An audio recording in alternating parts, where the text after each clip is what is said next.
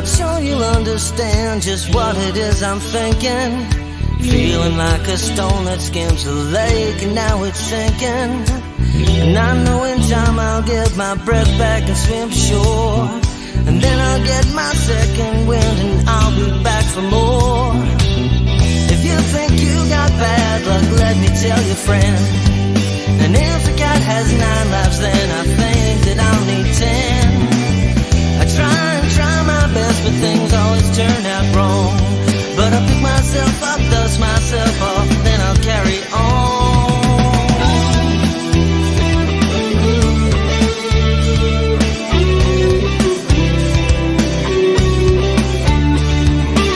I was talking to my dad and I told him how I felt. He said that life's a game of cards, you gotta do the best with what you're dealt. You're gonna have your good times and you're gonna have your bad. But don't think about it too hard, son, 'cause it'll drive you mad. If you think you got bad luck, let me tell you, friend. And if a cat has 9 lives, then I think that I'll need 10. I try my best, but things always turn out wrong. But I pick myself up. I Really Don't Know, by H.K. Mayfield. An unconscious man in tattered jeans and a torn-to-shreds shirt is pulled from the rocks at sea level on the coast by some local islanders. He is badly injured with cuts and welts all over his body. He has some nasty-looking injuries about the head. It is not known what the actual cause was, but it is assumed that the injuries would have been caused by him being repeatedly washed onto and against the heavily barnacled rocky outcrop of the cliff face. He is taken to the local clinic for medical treatment and care, and it is a number of days before he regains consciousness. He can't remember anything about what led to his current situation, or even his name or any personal details. It is apparent that he is suffering from total memory loss, being in a state of amnesia. He is not sure how old he is, but it is assumed that he is 60 to 70 years of age. He cannot remember where he is from, although he speaks with a faint and nearly undetectable Anglo-Irish accent. It cannot be established exactly what predominant dialect he should have, making it hard to guess if he really was English, Irish, American, Canadian, Australian, or what. After some time he recovers physically from his ordeal, but memory-wise, nil. Although having no form of identification, no tattoos, any distinguishing marks or clues to follow up with, the authorities have no option but to look after him as they do not know where to return him. A local inhabitant of the island, a wealthy Australian businessman by the name of Charles Harriott, a mining engineer, who has shown a great interest in the man and his situation, offers to sponsor and look after him until something positive about him is established. He has a neat guest house at the rear of his home and offers it to the amnesia sufferer. It is here that the amnesiac will hold most of his interviews, but he does go to the island clinic to speak to doctors and a visiting psychiatrist. At all other times, he talks to Charles on as many points and topics as he can try, to stimulate some memory or recognition as to who he really is. For convenience sake, he is given the name of Tim, by Charles, as no name that has been mentioned so far has rung a bell causing any sort of affinity within Tim. A couple of years pass and nothing has changed with Tim, apart from him growing used to being addressed as Tim. He has mentioned in conversation with Charles is that he can recall having extremely vivid dreams, but his personal identity or background is never revealed. What is revealed, however, is a time period that seems to differ from what would normally be expected of a man of his assumed age. He speaks of a Victorian era, around about 1870. If this were so, it would then have to be that Tim was approximately 137 years old. His descriptions of architecture, mode of dress, politics of the day, the mode of land transport being horse-drawn carts or carriages only. Everything he recalled was in exact detail for the period, but no personal recollections ever presented themselves. He knew not whether he was married or single, or if he had any children or not. No recollection of having parents, or even any close friends for that matter. The dreams that he professed to be having have Charles fascinated and intrigued. Although the age difference in order for Tim's dreams to truly indicate any sort of acceptable truth would always cause doubt with Charles, no matter how much he wished to solve the mystery as to Tim's real identity. Tim adds that he feels like fucking Nostradamus. He sees things that are unexplainable, and what is more, he cannot reason why. As it happens, Tim has settled into a strange or unusual situation that he is in, yet at the same time, he relishes his job as Charles's gardener and groundsman. Although Charles and Tim did not live in each other's pocket, they did have a regular discussion a couple of times a week. Tim would join Charles in the main house one evening for dinner, and then Charles would join Tim in the guest cottage one evening for dinner. Tim amazes Charles with his knowledge of things long forgotten or simply no longer used in modern times, concerning farming, crops, fertilization, and other botanical marvels. He even names products that are long out of production, but what would prove to be very viable and beneficial to the growing medium. His knowledge of sailing ships and seafaring was incredibly on the money, and remarkable. Even though any rank or position as a sailor was not recalled, he did not know if he had been in any navy, a fisherman, or a pirate. In addition, he seemed to be an expert on William Shakespeare, Charles Dickens, Robert Louis Stevenson, and other classical writers. He could comfortably quote many of their works. It also appeared that he had an incredible knowledge of the famous Jack the Ripper murders in London, England in the 1880s, and his retelling of the crimes was in as clear and informative detail as any official reports on the topic, this and a lot of other historically correct facts. Although Charles had considered that Tim could be an academic or such, he did have a propensity to use foul language, in a manner that he would explain as being offensive, true, but which was actually a means of accentuating a point or detail. As in, if a thing was broken, he would say that it was fucked. If a thing stopped working and it could not be fixed, he would say that it had shit itself, and so on. In the meantime, all inquiries regarding Tim were coming up with a blank. There were no reports of people going missing from ships, boats, or any form of sea craft. There were no reports of any aircraft going missing in the radar band of the island. There was no report of any tourist or visitor going missing from the island. There was no record of Tim arriving at the island by ship or by plane.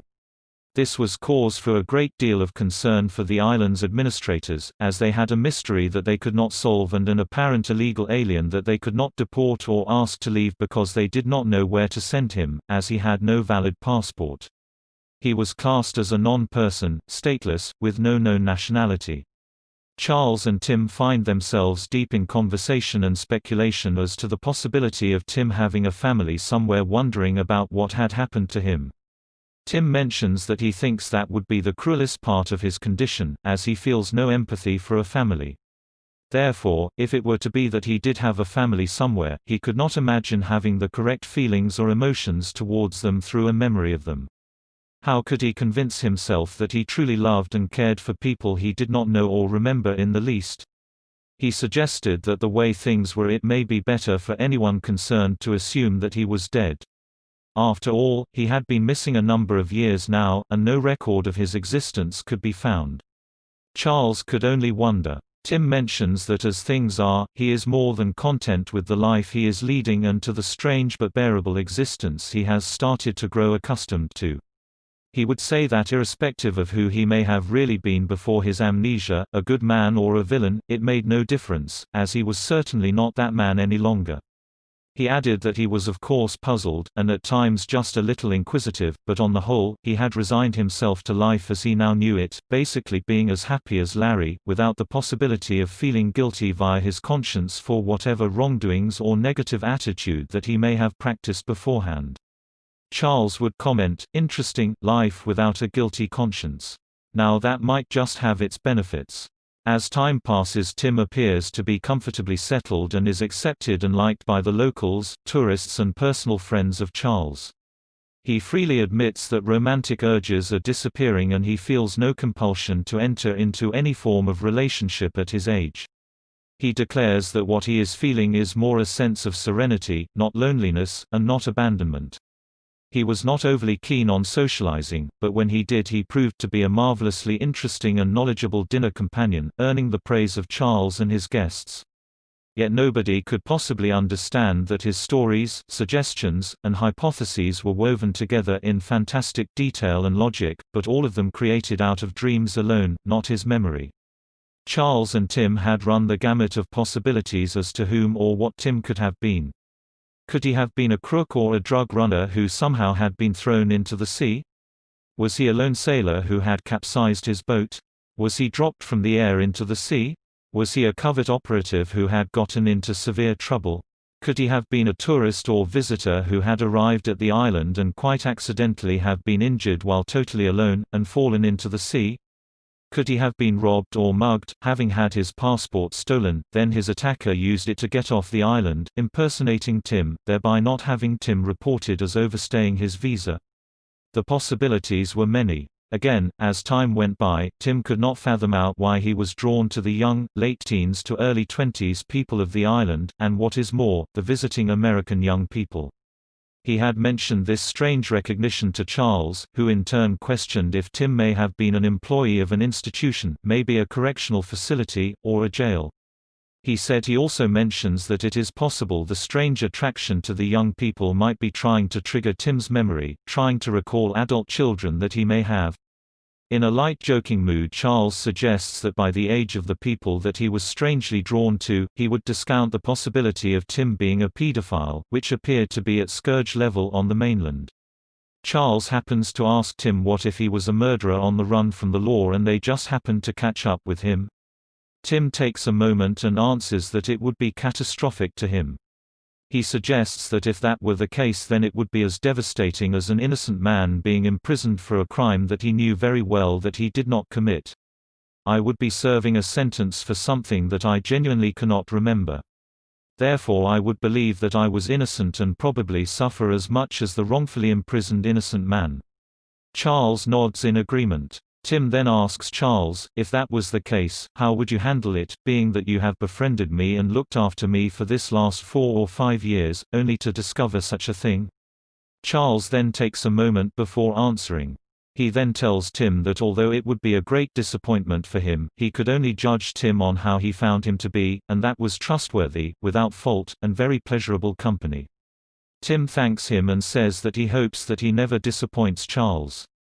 Upon explaining the workings of his business as a mining engineer deep in the hills and countryside of the Philippines, Charles invites Tim to take a trip out to one of the mines that he manages, should he want a break from the slow and lazy lifestyle of the small coastal paradise where they lived.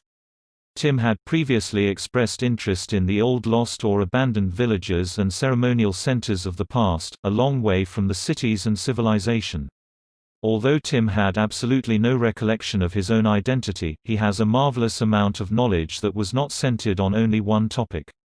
How he knew these things he had no idea. He just had to accept that he did. It even comes about that Tim is multilingual. He can read Japanese script and speak it fluently, the same with French and German. It was driving Charles mad trying to figure out who the hell Tim really was, and what his true background was all about. When Charles mentions that up at one of the mines he has a small percentage of tribal village people who are paid a pittance to help clean and manage the surrounding area of the mine, Tim asks Charles if they were possible, this clan, or that clan. Then he reels off a number of Filipino old tribal clan names. Charles sits for a moment, agog at Tim's knowledge of such people. He asks Tim how he knows of the strange and unusual names of the country's clans. Tim tells him that he is fucked if he knows, he just does. Tim says that he would love to go off into the jungle and meet such folks. Charles tells him that he will arrange it, as they have a good chopper site close to where the poor workers have made a small camp and community village, while they toil around the mine and send back supplies to their true village for their relatives. The tribesmen are grateful for the opportunity of having steady, regular food. They also appreciate the medical help that they receive if needed, from the staff at the mine's medical clinic. I Really Don't Know, by H.K.